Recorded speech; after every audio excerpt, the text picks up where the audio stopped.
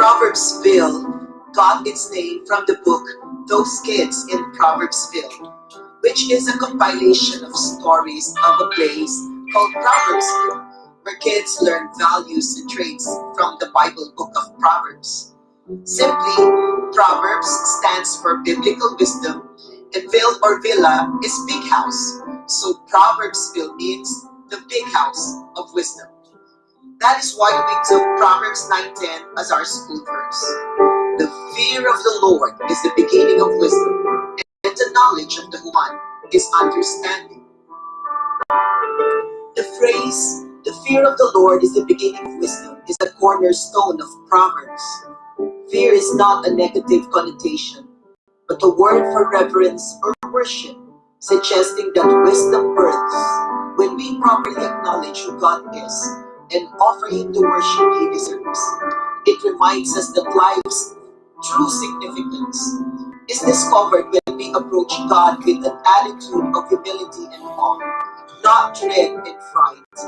Holistic education at Proverbsville School emanates from a meaningful relationship with God that expresses itself in academic and character excellence.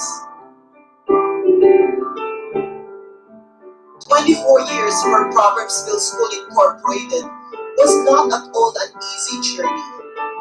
Each partner, whether a teacher or a parent who has been a part of Proverbsville School's 24 years, responded in obedience to a call to raise a generation of young people who fear the Lord and live for a purpose bigger than Himself. For us in the leadership, 24 years is a journey of faith to believe and make not just steps of faith, but leaps, giant leaps. 24 years is a journey of never-ending humility to endure and persevere, because we know Proverbsville School Incorporated is a calling, and 24 years of courage to be undaunted amidst challenges. They say wisdom resides between humility and courage. How true! When we have God's wisdom, we will not just survive, but thrive in this ever-changing world. So we tell this story to our children again and again, so they too will know and understand that the fear of the Lord is indeed the beginning of wisdom.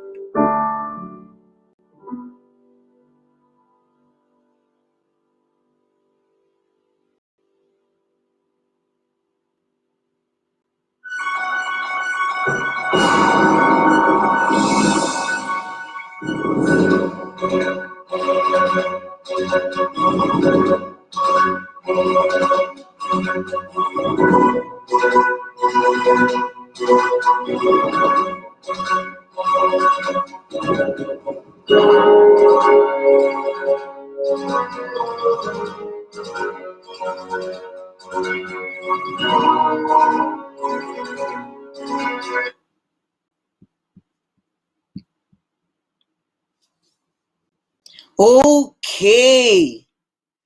Good afternoon, Victors. As you enter the Facebook page, would like you to type your name, your level. This is Miss Edwina Arceo, the school director of Proverbsville School Incorporated. To our students, please type your name and grade level in the Facebook chat box for your attendance.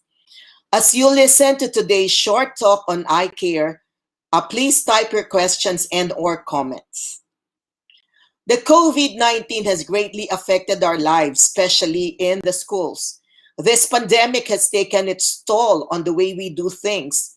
It has affected all education stakeholders, school leaders, parents, teachers, but especially our students, you. It has changed the entire education landscape when we had to shift to online distance learning modality. Suddenly, we had to content ourselves with doing classes in front of a gadget that could be a desktop computer, a laptop, a tablet, or a smartphone. Because of this, we had to modify our learning resources. We had to adjust, retool, upscale, and rescale our teachers and students to be able to adapt to the demands of the present learning modality. But most importantly, we found ourselves sitting in front of the computer or tablet, maybe, or holding a cell phone to learn and be able to attend school this school year 2020-21. Because of that, our eyes become the most vulnerable with long hours of screen time every day, both in school, whether synchronous or asynchronous. This school webinar that we are about to have is for the parents, for you parents, to guide your children on how to properly take care of their eyes during this online distance learning. And for you teachers and students, young and old, to understand that there are probably bad habits that we could develop that could further harm our eyes aside from the prolonged period in front of the computer screen. So, parents, students, and teachers, victors, welcome to Love Your Eyes, our helpful resource in taking care of God's precious gift, our eyesight. Thank you to our Team PTAP, Parents Teachers Association of Proverbsville School Incorporated, for being our audience today. And thank you to our victors, students who are also part of today's audience, and our resource speaker whom I will properly introduce later. We will have 20 to 30 minutes of lecture time and 30 minutes of question and answer. During the lecture time, I'd like you to follow through and type in your questions or comments. It is our hope that we would learn in today's webinar. Please type your questions so we can read them later and ask our resource speaker to answer the questions one by one. So shall we pray, everyone? Let us open today's session with a word of prayer. Let us pray. Heavenly Father, thank you for the gift of today. We are grateful for opportunities such as this to learn how to better take care of ourselves.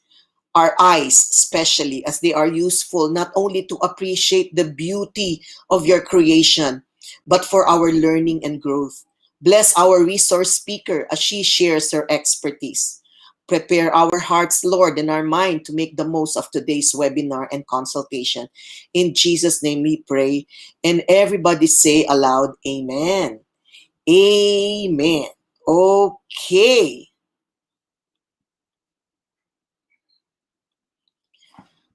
Okay. Allow me to share, introduce our speaker for today. Yan. Okay, let's see.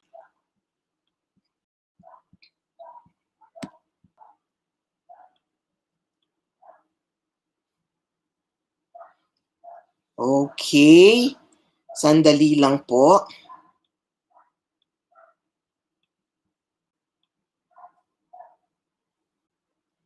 Okay. She's somebody very close to me. Yan, she's a family friend. But most importantly, she is a graduate of optometry and has a doctorate degree in optometry. She also passed the Philippine board exams for optometry, landing 8th place lang naman. Yan. And she is also an entrepreneur, the owner, proprietor of Venus Optical. She is also a professor at the College of Nursing at Systems Plus here in Angeles City. She also finished her Bachelor of Science degree in nursing, passed the NCLEX. She took the board exams in nursing and she landed 12th place. Yan. So this very gifted lady has an associated degree in nursing and served also and also took a course in Northern Marianas College in Saipan, United States of America. She is also the tita of 3 of our Proverbsville students. Again, may I welcome to you, for those who do not know her yet, but for those who know, Dr. Maria Henedina Cruz, Doctor of Optometry and a registered nurse. Palakpakan naman dyan. Virtual. Yay! Okay. So I will now give the floor to her. Welcome, Dina, Doctor. Good afternoon po, Ma'am Edwina, and good afternoon po to the all parents po of Proversville Incorporated, and as Yep. well as to the students.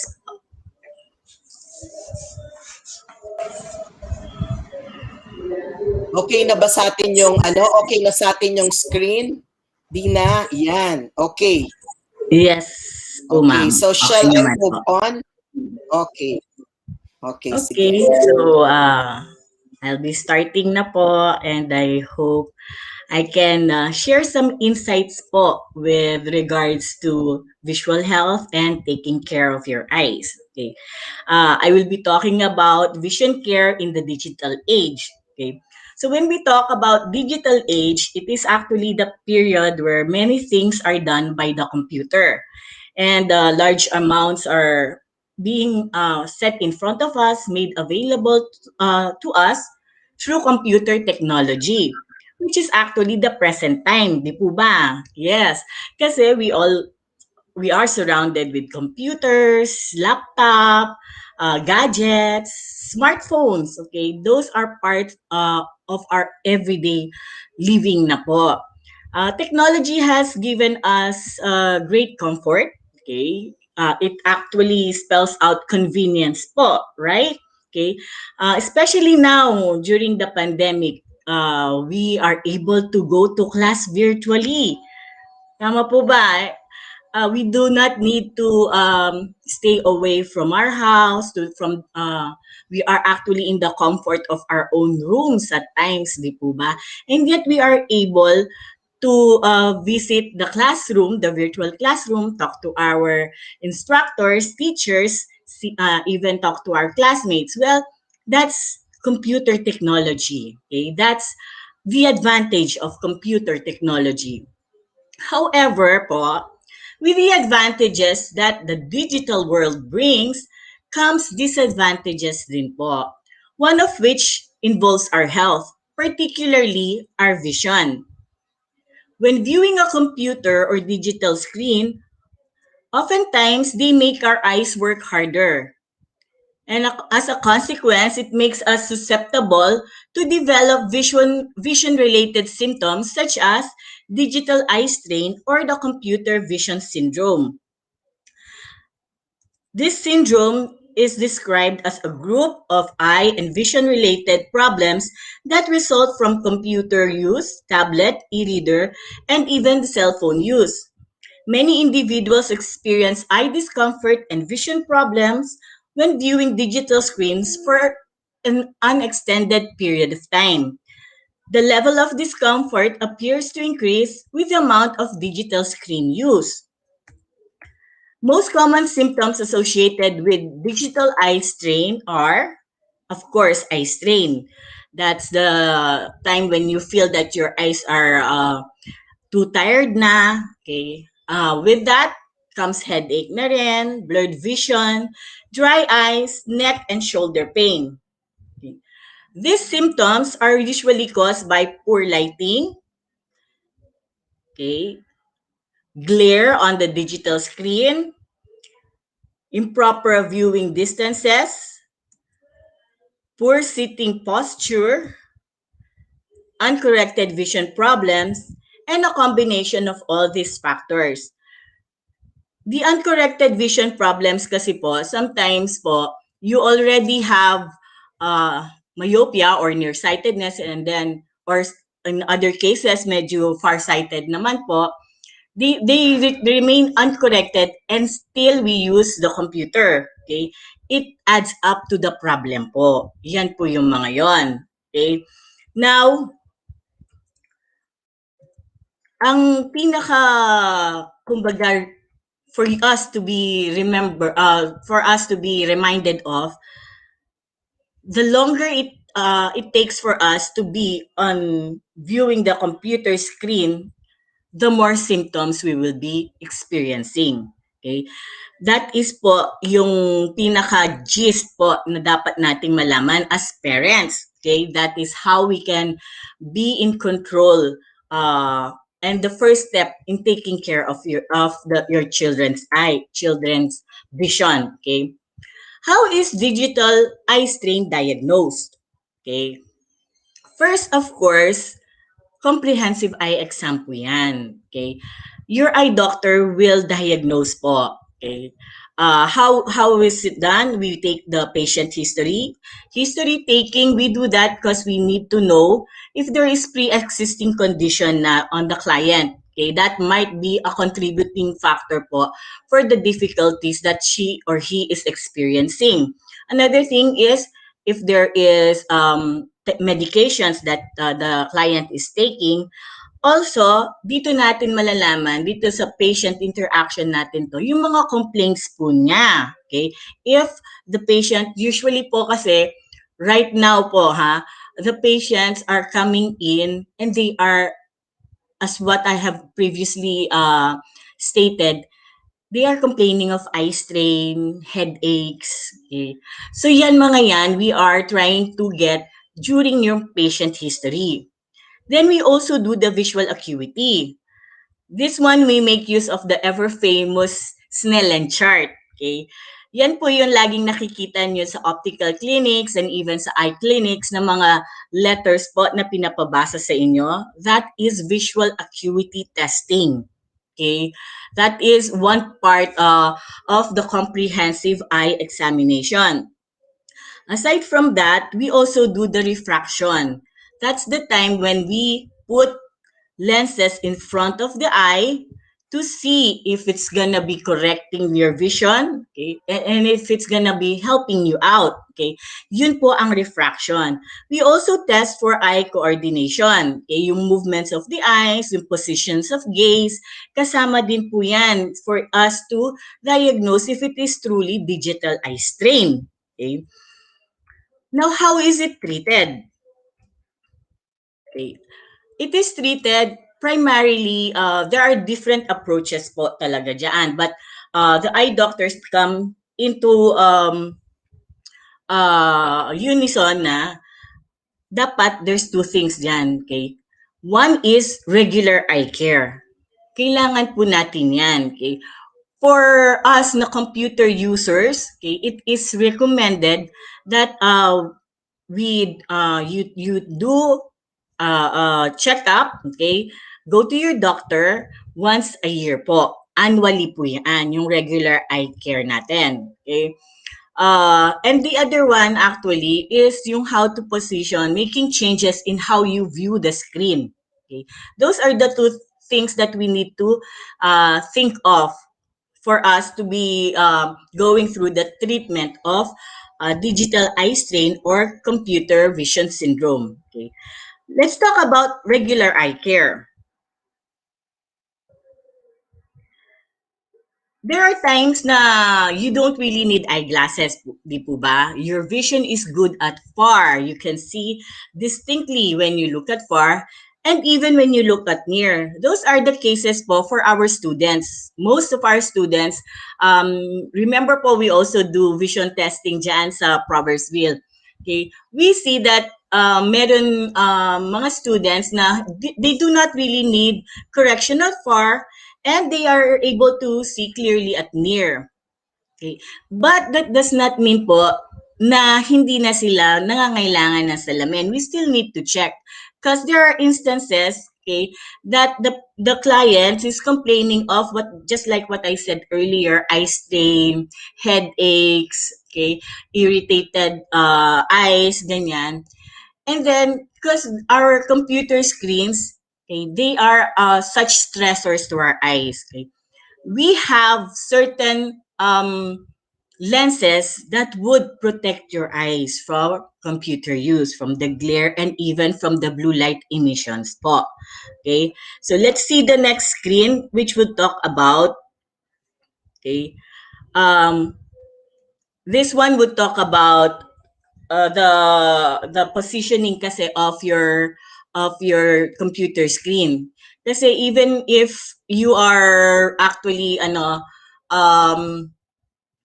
even if you are having correction for near vision, it's gonna be different one. It may not be useful for your computer screen. Okay? Even for your distance vision, may correction ka so far, it may also not be useful for your computer screen, viewing your computer screen. Why? Because the computer screen has a different distance. Di po ba? Kaya you might be needing another lenses for computer use, specifically for that purpose only. Isa pa, okay, the computer kasi, they emit blue light. Okay? There are lens manufacturers right now have are coming out with different types of blue light blocker lenses. Okay? This is specifically to prevent and to combat those eye strains that are caused usually by those light emissions. Okay? Kaya may mga times po talaga na even you do not need correction at all, and yet you are experiencing such, okay, like the eye strain, okay, we need to prescribe this lenses for you to have protection. Yun lang po. No. We still, of course, we still need to assess and do the comprehensive eye exam. Okay? Next po. Now we talk about making changes in how you view your screen. Okay? The first one, of course, kanina, it's the regular eye checkup. The doctor is the one in control. Okay? This one, you are the ones in control. Making the changes on how you view the screen. Okay? Kasi po, yung positioning na screen ninyo has something to do din po, can also be a contributing factor to why you are experiencing digital eye strain. Okay, next slide, ma'am. Some important factors in preventing or reducing the symptoms of DES or digital eye strains have to do with the computer and how it is used. This includes lighting conditions, chair comfort, location of the reference material, position of the monitor, and the use of rest breaks. Okay, we will discuss this into detail. Okay.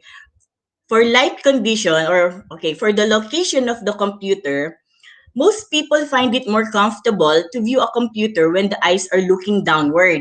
Okay?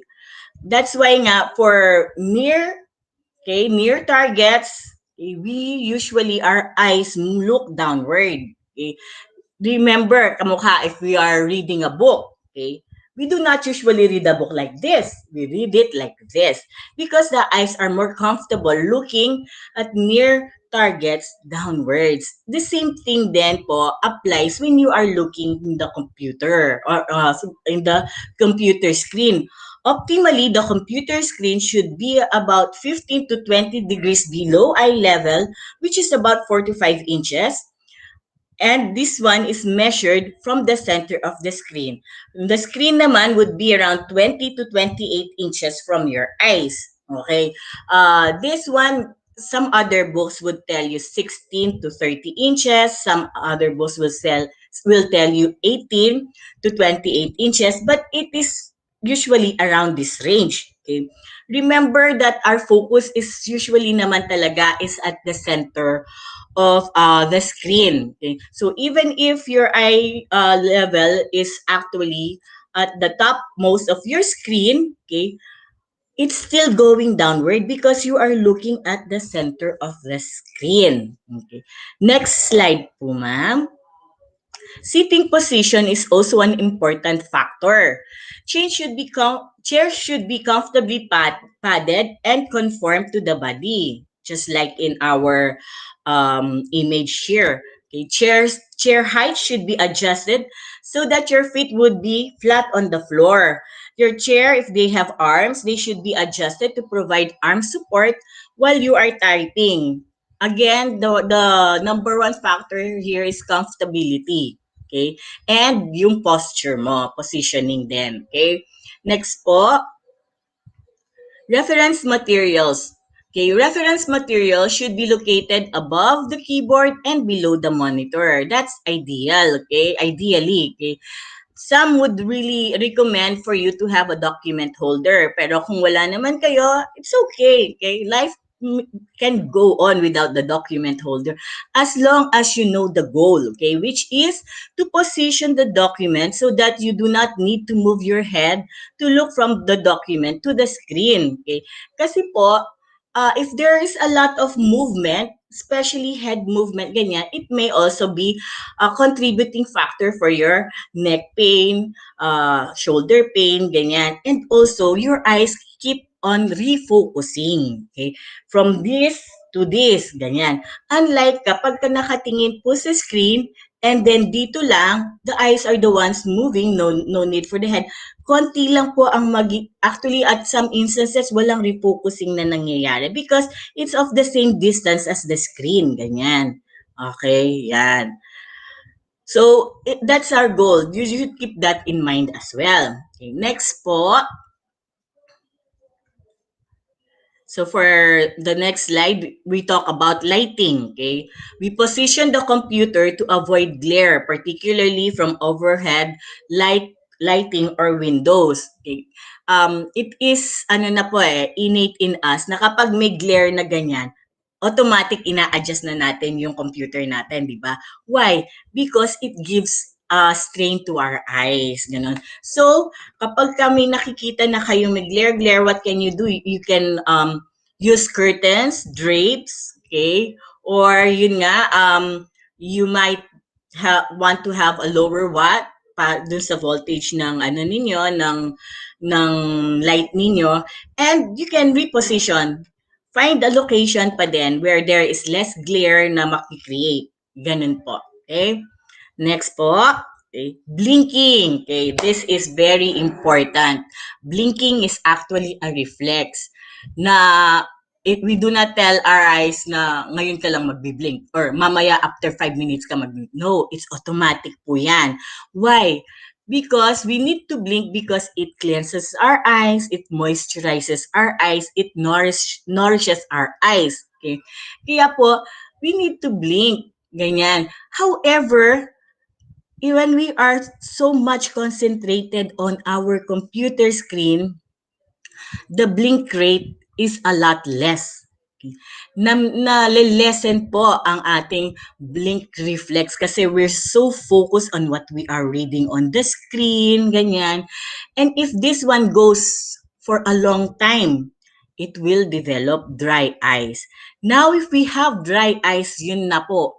Marami na pong sunod-sunod nun because dry eyes will give you irritations, okay? Yung parang mahapdi-hapdi na, okay? Minsan, nafe-feel mo parang may buha-buhangin. Those are that may be parang suggestive of dry eyes na po. So, ito nagiging mas common nowadays because of computer use. So, it is important for us to have a conscious effort for us to blink. So, kapag nasa computer kayo, you remind yourself kasi nakakalimutan na kasi we're too focused na nga eh. Blink. It's important for you to blink. Okay? It will moisturize your eyes, clean your eyes. Our eyes are self-cleaning po. Okay? By the mechanism of blinking. Okay? So simple and yet it gives us so much comfort when we do that. Okay po. So next one po is rest breaks. So timely and very important po.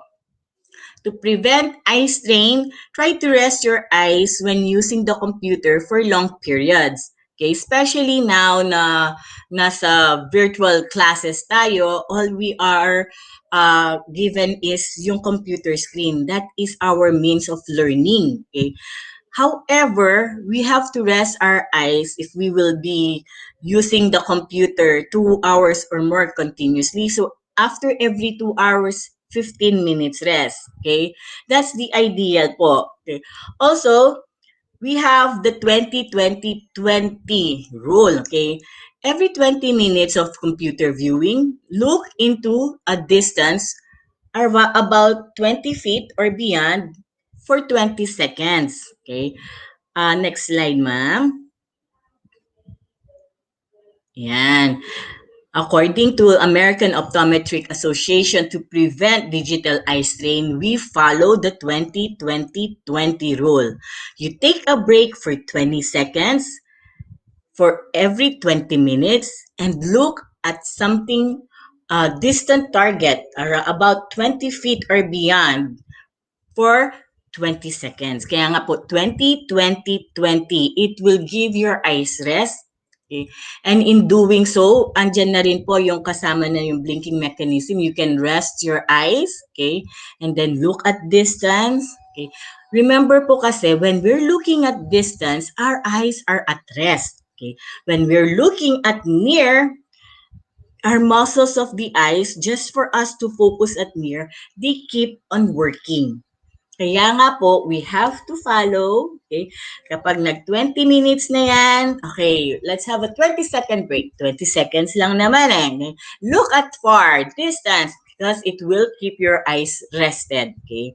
I know this is gonna be difficult, okay, at first. Okay, kasi nga, we are so engrossed with computer work, with what is set with in front of us, okay? Now we have other measures para ma-remind tayo. We have timer, we can put our timer there. Remember, our smartphones have timers. Okay? On some instances naman, others they put yellow note, yung sticky notes sa ano nila, sa computer screen nila. On the side it says blink or 20 minutes na take a 20-20-20 rule. Okay, mga ganun po. It helps us. These simple ways, it the reward is it's more a lot po than not doing it at all. Okay. Next po. Okay. Again, the 20-20 rules. If you could see, there is a timer there, yung alarm clock. Yeah, why? For us to be reminded. Okay, that after 20 minutes, you should take a 20-second break. Okay, at times po, I'm also an instructor sa Systems Plus. Okay, you do not have to be away from your chair or your desk. Okay, 20 minutes. Okay, let's have a break. So 20 seconds yan. You can look at far. Okay, rest your eyes, close it, ganyan. Okay. I have a window dito sa room ko, okay? And it goes beyond the 20, it goes beyond 20 feet, which is okay, which is much better po. Kasi it makes your eyes rested. Okay. Actually, we have a short clip on this. So, can we play the video po, ma'am?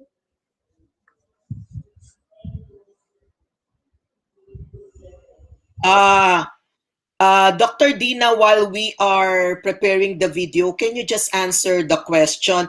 What is the cause of too much blinking daw? Sabi nung isang question here. Okay. When you're blinking too much, your eyes are telling you kasi that your eyes are dry na. Okay? Your brain, kaya what does blinking do? Kamukha ng sinabi ko kanina. It moisturizes your eyes. It nourishes and it cleans your eyes. Your eyes are becoming too dry. Kaya yung brain nyo, sinasabi, oh, mag-blink ka na. Kasi nafe-feel niya na dry na yung mata mo. That's one reason. Okay? Kaya ka nagbi-blink because, okay, probably your eyes are already experiencing the dry eyes syndrome. Okay? Kaya that's one way po na our body is trying to correct itself. Mag-blink ka, mag-blink. Okay? Ganun po. Pero Dr. Dina, hindi ba sign yun na lumalabo na yung mata? Kasi may... Oo, okay. Apo, there are instances po na isa din po yun symptoms po for needing eye correction, okay, visual correction. Kasi marami din pong marami din pong magiging reasons why you are blinking. But for today po kasi because we are with the digital age nga and we are really concentrated on this, yun po because of dry eyes. Another thing is possible na may refractive error ka, ganyan. That's why it's very important for you to see an eye doctor if you feel that it is out of the norm na, bakit ako blink ng blink? Hindi naman ako ganito dati. Ganoon, okay? And hindi lang po yan. There are times that for parents, no po, you might see your kids looking at the target, pero pag ganyan. Tapos ikaw correct mo, hindi, ganyan ka. And then they will do like this again. Kasi this is how they see the target clearly. Possible po ingat po, it might be ano na rin po, refractive error na rin. Visual problem po. So, kailangan na rin po matingnan sa with your eye doctor, your eye care professional po. Ganon. Okay, I think the video is ready. Is it playing well? It is, ma'am.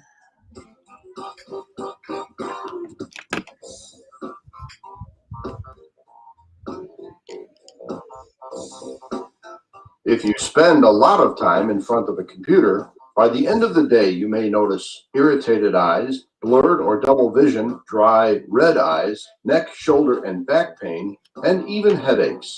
These are all part of a problem known as computer vision syndrome. You can help prevent this by using the 20-20-20 rule. Every 20 minutes, take your eyes off the computer. Focus on something at least 20 feet away for at least 20 seconds. During those short breaks, you can stand up, stretch, roll your shoulders. This will reduce the stress on your neck, back, and shoulders. During another break, go get a glass of water. Drinking plenty of water prevents dehydration, which helps keep your eyes from drying out. When we sit in front of a computer screen, we don't blink our eyes enough. This causes them to get irritated and dry out. So when you take your 20-second breaks, blink your eyes several times, slowly. Blinking helps produce tears that moisten, clean, and refresh your eyes. Putting a sticky note on the corner of your screen reminds you to blink. And a timer is handy for reminding yourself to look away from the screen every 20 minutes. And there are several computer programs out there that do the same job as a timer. So remember the 20-20-20 rule. Take a deep breath and be good to your eyes. You'll need them for the rest of your life. Okay. Yes. Yan po. Okay. Shall we continue the slide, Doc? Yes po. Yes, ma'am. Yan. Okay. Just a few reminders pa rin po. Remember to monitor the screen time. Like I said kanina po kasi, the longer the screen time exposure, the higher the risk for you to feel vision-related symptoms. Okay? So the AAP or the American Academy of Pediatrics Family Media Use Plan and related reports targets issues ranging from obesity to sleep problems were linked to with too much screen time. So yun po yung nagiging downside po ng too much screen time. That's from their research, obesity and sleep problems. We should monitor the screen times so that they would not be affecting two especially important aspects of our kids' life, which are, one is, next slide po, sleep yon ha. Okay? Next slide, ma'am. One is sleep. Okay? Kasi too much screen time deprives na yung child of sleeping enough. Okay? Minsan kumukonti yung sleeping time niya kasi naka-focus pa rin siya saan? Sa smartphones nila, okay? Sa mga laptops nila and even other gadgets, okay? Studies also suggest that blue light given off by screen time might also make it difficult to sleep. Okay? Again, your blue lights are being emitted by your gadgets. Okay? So, yun po, one reason why we need to monitor your child's screen time is because their sleeping habits are affected. Okay? Also, number 2 is exercise. Okay? When the child is already focused dyan sa kanilang laptop, screen nila ng smartphones, nakaupo na lang sila. They rarely do exercise. Putting down the device or stepping away from the computer or the TV can help avoid eye and vision problems from too much screen time. Next po. Again, the AAP recommends that Okay. Children 6 years or older get at least 60 minutes of physical activity each day. That's the ideal po because active play is the best exercise for young children. Outside play can also be a great workout for children's vision, giving them a chance to focus at different distances and getting exposure with natural sunlight. Okay. Here po kasi when we are outside, okay, mas malawak po ang view natin. Our visual field, okay, is much wider, okay? Tapos, like I said dun sa 2020, when we look at far, our eyes are well rested. Mas naka-rest po sila. That's why it's important din po to have a playtime outside of the house. Of course, it's still within the bounds of your house, no po, kasi pandemic po tayo, do not forget. The kids are still restricted to their homes po, ha? So, within the bounds pa rin po ng ano ninyo, ng house ninyo, we can still do that. And it is advised po, recommended. Okay, next po. Okay, the bottom line is, if you want to maximize your child's brain power, help them develop good habits. This includes encouraging them to limit their recreational screen time, have enough sleep, and stay physically active. Okay? Yan po, because researchers found that children who had less than 2 hours of screen time had enough sleep and got enough physical activity, okay, had superior global condition compared to those who did not have these lifestyle habits. This improved cognition includes memory, attention, processing speed, and language. So those are the basic ones that we need to remember. Okay? Take care of your eyes po because they are the only ones you have. Okay? So thank you for listening and I hope I have imparted some knowledge po with this one. Okay. Doc, we have questions already. Alexandra Alquizola said, Ma'am, I have a condition called astigmatism. What is the recommended time to use for gadgets and rest the eyes? Okay. For the recommendation time po, it is actually po with regards sa age ninyo. Okay? Ideally, kamukha kanina, 2 hours lang ideally. Okay? But since we are on our virtual classroom, okay, we are studying, okay, and it takes, of course, more than 2 hours ang lessons natin. Okay? Whether you have an refractive error or you just have normal vision, you still need to do yung 20-20-20. Okay? Kailangan pa rin magawa natin yun. It does not really, ang idea, like I said, is at least max of 2 hours recreational time use. Okay? However, if that's not possible, you do whatever is needed to rest your eyes po. Ganon. Oh, okay. We have another question.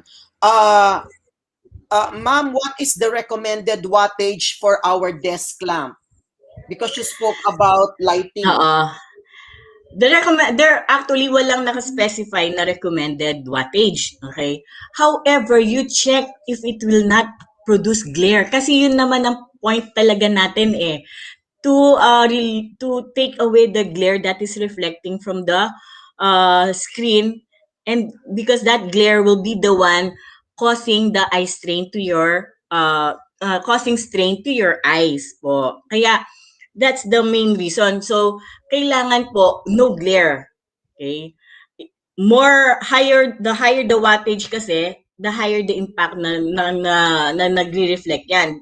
So kailangan hindi mo i-control mo 'yon. If yung mismong wattage na 'yon, okay, does not produce any glare at all, well and good ka na. Okay? Because the glare is the main culprit po kasi. Yung tama lang, no, Doc? Apo. Sabi niya, the distance between the eyes and the screen, how far should it be? Siguro parang clarification. Yes. Yeah. Ideally, nandyan yan sa 20 to 30 inches. Okay? Arm's length or a little bit beyond. Okay, since we are Asian po kasi tayo, medyo maiksi ang kamay natin. Okay? Nasa 20, so okay, up to 30. Ganun po, 30 inches from your eyes. 20 to 30 inches from your eyes. Sabi dito ni Magbag, how does blue light affect the eyes po? Why do we Okay. need to filter? Why do we need? To filter. Okay. Blue light po in the long run, okay, affects the macula of your eyes. If you have heard of the AMD, the age-related macular degeneration, okay, ang blue light po, it destroys your macula, which is a part of your retina where your vision is sharpest. Okay. Yun po ang ang tinitira po ng blue light. That's why you need to be protected. Ito po is cumulative, ang blue light. Hindi yung nag-blue light ka ngayon, bukas, naku, sira na yung mata ko. Hindi po. It's cumulative. Okay? Ibig sabihin, the longer exposure you have with the blue light, the more that it is piling up. Ganon. It might not be, you might not feel anything at this point in time, pero years from now, bakit biglang lumabo? It's because researchers have found out that it is because of the blue light emission. Okay, that's why there are blue light blockers na po with the lenses, ganyan. Doc, may tanong dito. Is eye strain serious? If it's giving you all the discomforts, di ba? Those are, kasi isa pa, I'm sorry I was not able to tell this one, no? This digital eye syndrome and computer vision syndrome, for most of the individuals, they are temporary. Meaning, nandyan lang siya when they're using the computer. At times, pagka wala na yan, tapos na yung computer mo and you've rested enough, nawawala na rin yung digital eye strain or the computer vision syndrome. However po, in some cases, kahit hindi ka na nagko-computer, wala ka na sa tapat ng screen, you still feel that way. Okay, sumasakit ang ulo ko, kanina pa ako nag-computer, ganyan. Okay, di na ilang hours na akong wala sa computer. That is computer vision syndrome. Yan po yung mga serious na eye strain. Okay. Doc, may tanong dito. Sabi niya, bakit po may mga time na nagbabanlad ang mga bata? Depende po kasi how old is the child, okay?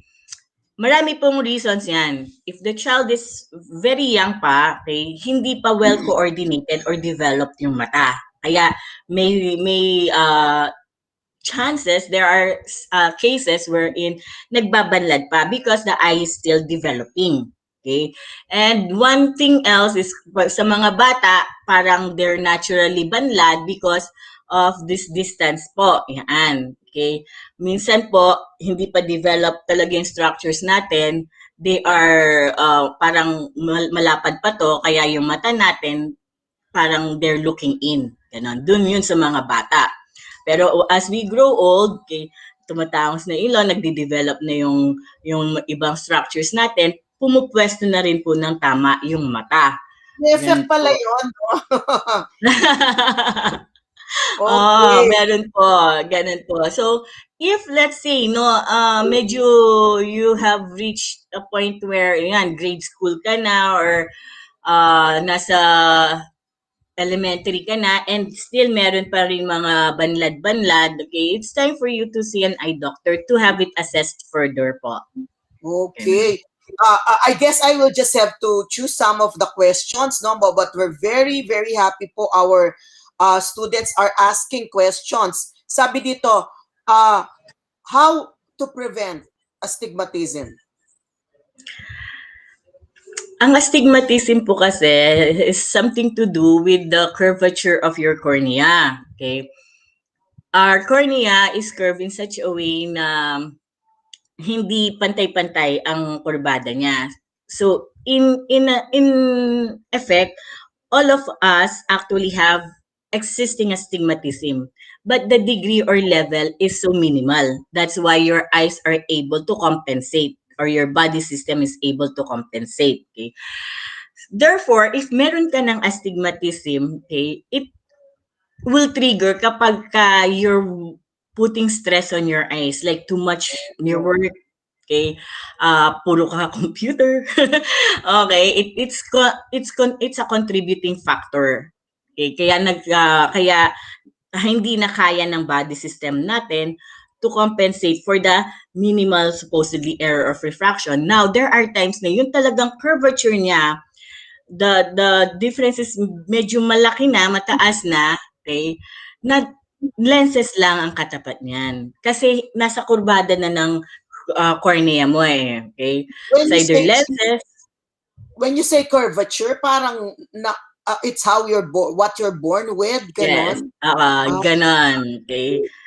Yun. Kaya in effect, each of us nga has, kasi hindi naman perfect yung kurbada ng ano natin for us to have no astigmatism at all. So may mga astigmatism tayo, kaya lang medyo minimal lang, ganon. Kaya nakakayanan pa ng body system natin. However, if the curvature is of great na, kumbaga, there's gonna be an aberration na, it causes you blur vision na, then we have to correct that one. Tsaka yung, if you notice, may mga astigmatism na minimal na grado, and yet we prescribe na salamin na. Why? Because they are experiencing symptoms na sumasakit na yung ulo, nahihilo-hilo na, ganyan. Okay? Now, when we prescribe, there are times na nag-prescribe tayo ng lenses, okay, and then we usually tell them to come back after 6 months. Kasi for those minimal astigmatism, we expect them to go away pa with the correction and with lenses. Ganon. And enough rest time for the eyes. Okay, no, not too much stress for the eyes. Pwedeng ma-regain yun kung mga minimal astigmatism lang yung meron yung bata. Okay. However, pag mataas na, we cannot really do anything but correct it with lenses for us optometrists. Okay, thank you very much, Doc. Sabi ni Kale, can we lessen the time for school going up to 20 minutes? She talked about this. Actually, that's what we'd like to present to the parents, no? Because many parents are very happy with our 3-hour synchronous time daily. Pero as we've said, the eyes are taking the toll, no? Anyway, it says here, how often should a person go to an eye exam? I think it's been said, no? Annually talaga for monitoring talaga. Once a year po. It's the idea. Okay. How long is the recommended screen break for the eyes? I think she also mentioned that too. Yung 2020, no? 2020, oh. Kasi we cannot, the idea, like I said, is 2 hours lang talaga. Okay? That's the idea. But we cannot go with what we have right now. It's the pandemic. It's the only way for us to continue schooling. Okay? It's the virtual school. Yeah, so, alangan naman i-cut down yung for 2 hours lang. No? However, we can, tsaka may mga times naman, di ba, students, you are off camera at times, no? So, yung mga times na yon, you can rest your eyes from the screen. Okay? Yung mga times na yun na you are able to be on off cam during the session, take that time to rest your eyes.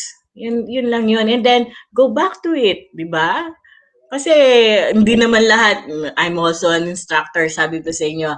Sometimes my student would tell me, "Ma'am, masakit po yung ulo ko. Can I be on off-cam?" Okay, as long as when I ask you a question, you are able to answer it. Sabi mo ganon. So, this is pandemic times. Your instructors are very, they... flexible. Yeah, they are flexible and they understand the situation. Pero Doc, when they say kasi, "Ma'am, my eyes hurt, can I just go off cam?" And then they go to their cell phones. Remember, cell phones are also computer then in a sense. They also emit blue light, no? And what's much worse is that you can control the ano kasi the distance of your cell phone eh. Sometimes the students or the child, so parents be aware, masyadong malapit. Okay, yung cellphone nila. Unlike kapag ka-computer, especially desktop, medyo mas maganda pa yung distance from the eye eh. Pero ang cellphone, nala, yung iba nakatutok. Much, much worse scenario po. Kasi your eyes, the more you get closer, okay, maraming muscles ang mata na nag-work for you to focus at near point. Ganon. So yung cellphone, have some distance pa din po. Doc, ito, what is, sabi dito, in this quarantine period, is there a way to get our eyes examined online to get an eyeglass prescribed? Okay. For us, optometrists, we have an accurate reading of your and accurate results of our visual tests. Okay, we need to see you face to face. However, di ba, may pandemic nga. We have instances na I have a friend kasi na yung anak ko, sabi niya, Doc, anong gagawin ko yung anak ko? Pag gumagamit ng computer and even after sumasakit na yung ulo niya, masakit daw yung mata niya, ganyan, okay? And maliwanag naman, hindi naman malabo yung mata niya for far and for near, okay? Because it's a pandemic time, okay, different, we need to be adjusting with what we have, okay? Sabi ko sa kanya, okay, we will prescribe you yung lenses for computer use. Ganyan, okay? They did not go to our clinic. Okay? We have sent them pictures of frame na the child would want, okay? And then we prescribe one that is no prescription at all, but with UV protection, blue lens blocker, okay? And then we just mailed it. So follow up, sis, kumusta na yung anak mo? Ganyan. Ay sis, okay na siya. Hindi na siya nagrereklamo, sis. Ganon po. That's Pero kung on-site check-up, kailangan mag-PPE yung bata? Ano po, ma'am? Required ba sa inyo mag-PPE? Yung protective gear? Kaming mga doctors, we are wearing PPE po. Pag nag-check ng mata. Kasi di ba doc, sa mga nag-PPE din yung mga patients? Yung patients po namin, actually hindi na siya, pero for the dentist, they do, parang meron silang parang coat na or lab gown, ako, ganon. But sa amin po kasi, hindi nire-require po ng association kasi this pandemic time po, we try to do it in a fast way po na it's still good, okay? And then yung mga instances po kasi the ones that the ones that are coming in to us, okay, our regular clients, meron na po kaming history. So it doesn't take a long time for us to check the client po. We have their card with us na alam na po namin ng kanilang history. Ganun po. Kasi may tanong dito, Doc, how do you know if you need to wear eyeglasses? Okay. You have to be checked by your eye care provider po. Okay? Kasi iti-test po talaga yung mata ninyo. If for you, okay, since pandemic, if you feel na dati mong nababasa yung ganyan at that distance, and then ngayon medyo you're having a hard time looking at it or reading it, and you need to squint po, okay, sinyales na po yon. Okay, so still you need to see an eye doctor. So, Doc, for clarification, how many hours daw dapat sa screen time for kids? Actually po, yung recommended po talaga 2 hours po ang recreational screen time. recommendation po yun. Okay? For, ang alam ko nga po is for children below 2 years old, medyo hindi pa nga nila pinaalaw according sa American Academy of Pediatrics, AAP. Mga ganun po. Doc, are anti-blue light glasses effective? Totoo ba daw yung mga yon? May mga, that's why it's very important for you to go to the eye doctor po. Kasi yung sa optical, sa ophthalmologist clinic, you are assured that it is ophthalmic lenses, that it is of quality po, of good quality. Okay? So kapag sinabing blue lens, blue light blocker yan, it is blue light blocker. Now, alam ko po kasi, may mga onlines po, di ba, Oy, na mga nagbebenta. Okay? Oo. Yes. So, you take the risk po when you're doing that kasi you do not know where it came from. Okay? Unlike when you are with your eye doctor. Doc, ito, interesting. Does the screen size of the gadget affect the state of your eyesight? Yung laki o Screen liit size, nung... Okay. Pag sa screen size kasi, remember, kapag screen size, medyo you need to go a bit, depende na lang yan sa pagkakaano mo ha, pagkaka form ng iyong, ang tawag doon, yung inyong target. Kasi usually, kapag malaki yung screen mo, malalaki din yung nandyan sa screen. You need to move further back. Kamu kapag nanonood ka ng sine, di ba? Kapag nanood ka ng sine, laki ng screen. Do you want to be in front of the first row? Hindi, we take the ones at the back because it's gonna give us a better view, ganoon, and it's not gonna strain our eyes. Okay. Doc, ito, why are eye drops used? Which ones do you recommend? Okay. Most of the eye drops that are being prescribed right now are because of dry eyes. Okay. Ngayon, if you want, kasi nga, nagde-dry yung mata, okay, your blinking mechanism was not able, is not enough para mag-provide ng moisturizers, ganyan, lubrications, ganon. Nagpe-prescribe ngayon ng artificial tears. Okay? Yun yung lubrication solution. Okay? Mas maganda po yung mga artificial tears kesa dun sa ibang product that states na takes the red out in ganyan-ganyan, ganon. Because yung artificial tears, ang components nun is close to our own tears. Kaya mas maganda po yun. Unlike kapag yung ibang drops, may ibang gamot na po yun that are vasoconstricting po, kaya takes the red out, gano'n. May iba silang ingredient po that sometimes it creates yung rebound redness, mas nagre-red siya after several use, gano'n. Pero pag artificial tears po, you check naman po the label po, pag sinabing artificial tears, lubricating solutions for the eyes, that's well and good po. Mas maganda po yun. Okay. Ito, Doc, related. Sabi niya, would it be better to let the kids watch on a wider screen than allow them to use small screens? Depende po pa rin sa distance po. Okay?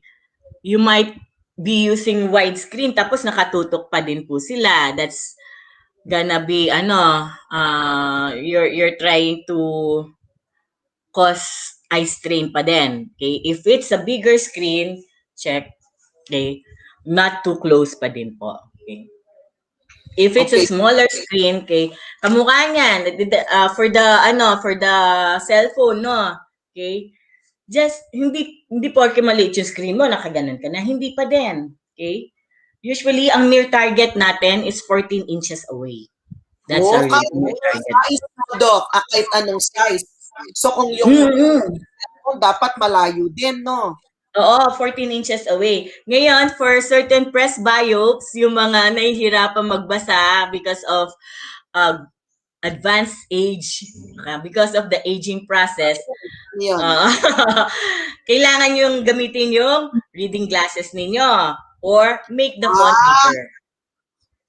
Doc, sabi dito, does lowering the screen brightness lower the chances of eye strain?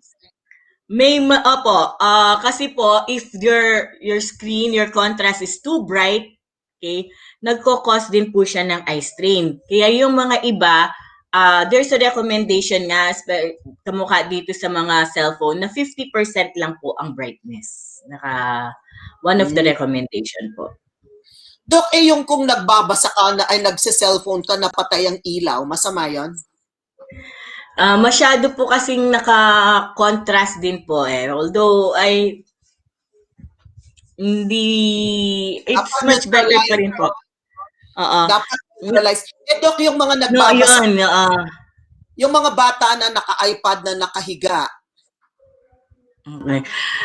Yun nga po eh. Kapag ang challenge po Position. kasi, yung positioning. Kasi, di ba, if ganun siya komportable, pero nakaganyan siya, yung mismong position ng mata ninyo, ganyan, it might cause eye problems later on. And strain. Visual-related symptoms. Doc, basta may strain. Sabi nitong isa, I have a lazy eye on my left. Is there any recommended things that I can do to protect my right eye since it's the one that I use for my vision? Pag lazy eye ba, hindi rin masyadong functional? Yes po, that's amblyopia po, meaning na it's not working anymore even if we put a lot of lenses in front of it, okay? The lenses does not help. That's why your right eye would be precious to you, okay? Ngayon, you follow the same rule, okay? Get as much rest as you can kapag you're on your virtual classroom, okay? And then look at distance. Remember, when we look at distance, your eyes are at rest. Okay, when we look at near, your muscles, the eyes of your muscles are constantly working for you to have a good focus. Ganun po. Mas stress yung mata pag malapit, no? Pero pag malayo, mas relaxed. Yes. Last That's question. also okay. Maganda yung topic natin. Hindi enough yung 30 minutes. Sabi niya, is it true po pag lagi mong suot ang eyeglasses mo, nakakatulong po ba ito na mabawasan ng grado? Yes. Kaya nga sinasabi din ng mga eye doctors mo, suot mo palagi, ha? Ganoon. Depende pa rin kasi yan. Ang purpose kasi natin for the eyeglasses is so that your eyes, okay, are already seeing clearly. If you take out your eyeglasses, okay, what you see is blurriness. Okay. Now, our body, okay, would want to correct itself. Yung eyes mo would try its very best for it to see clearly pa rin. Okay, magtatrabaho pa rin yan. So kapag wala kang salamin, tinatry niya to see clearly until up to the point na medyo mapapagod na siya.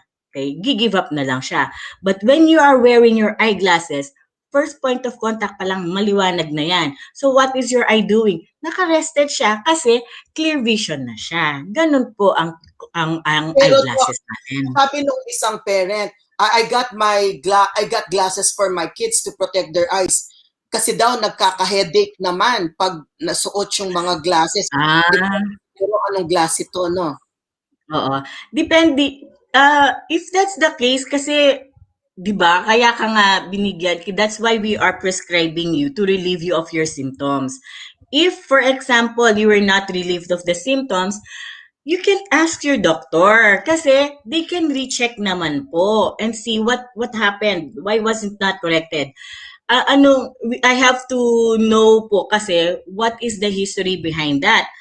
Bakit po ba sila binigyan ng salamin? Okay? Tsaka saan galing yung glasses? Baka purchase. Yan. Oo, isa pa rin yun. Opo. Okay. Wow, thank you, Doc. Sabi dito, meron pang gaming, may mga glasses for game. Basta dapat dun. Final words, Doc, before we end this webinar.